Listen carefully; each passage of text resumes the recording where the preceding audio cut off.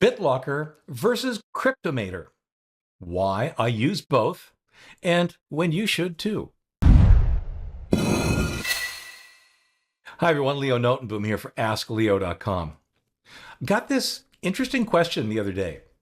Hi Leo, may I ask why you don't use BitLocker? But I do use BitLocker. While it's safe to use everywhere, I do use it only in some places. Now, don't take the fact that I also use other encryption tools as well, like Cryptomator, to mean that I'm not using BitLocker. They are different tools for different purposes. BitLocker is primarily known as full disk encryption. That means that everything on your hard disk is encrypted, including all of your files, your temporary files, your swap files, your paging files, the registry, everything. When you're signed into Windows, this all happens transparently, automatically. You use the files in their unencrypted form, and then encryption and decryption happens as the system writes or reads files to and from the disk. Note, though, that when you're signed in, there's no sign that the files are encrypted. Everything is readily available in unencrypted form. It's only when you've signed out, or when the disk is stolen or removed, that the encryption makes the files completely inaccessible to anyone. Now, the frustrating news is that you might be using BitLocker and not even realize it. Now, normally, if you right-click on a drive in Windows File Explorer, you'll have an option to turn on or manage BitLocker. If it's the latter, your state will be clear. You'll know that it's either on or it's not, it's available, whatever. If, however, you're running Windows 11 Home Edition, where BitLocker is technically not available, your hard disk may still be encrypted. I'm going to quote Microsoft here. Device encryption is a Windows feature that enables BitLocker encryption automatically for the operating system drive and fixed drives.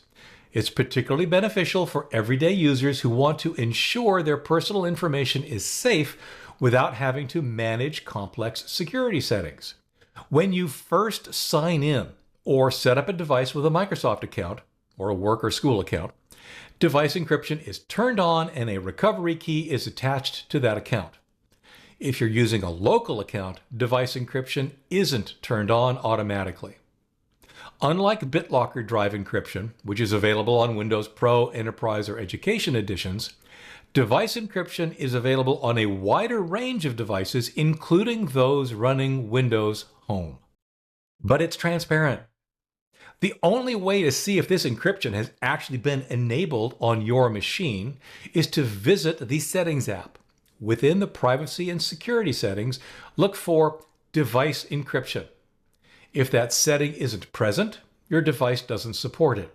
If it is, it may show you that your disk is encrypted, whether or not you really wanted it to be.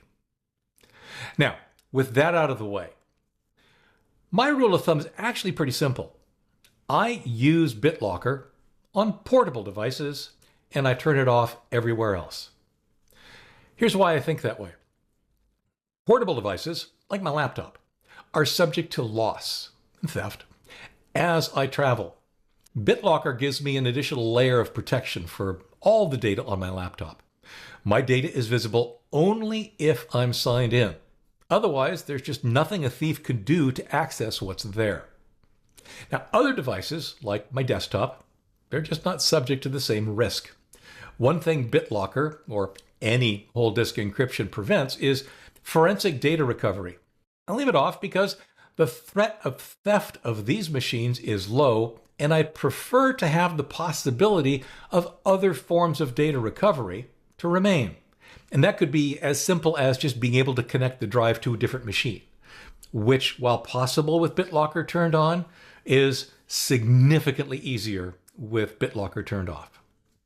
Now, the only exception is that I may choose a different platform-independent solution, like, say, VeraCrypt, if the disk or device is portable and I want to be able to access disk from other operating systems directly, since BitLocker is Windows only.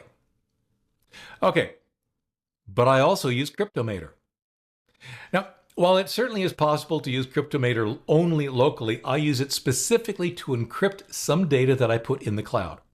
I use it to encrypt a single specific Dropbox folder where I place all of my sensitive stuff. Oh, it's equally appropriate for OneDrive or Google Drive or any of the other cloud providers that use an app to synchronize files between your computer and their cloud services. Whatever one you use is fine. This ensures that should someone ever gain access to my cloud storage, they would not be able to view the contents of those securely encrypted files. And yes, if you're paying attention, if you've been following along, this does have the odd side effect of having those specific files encrypted twice.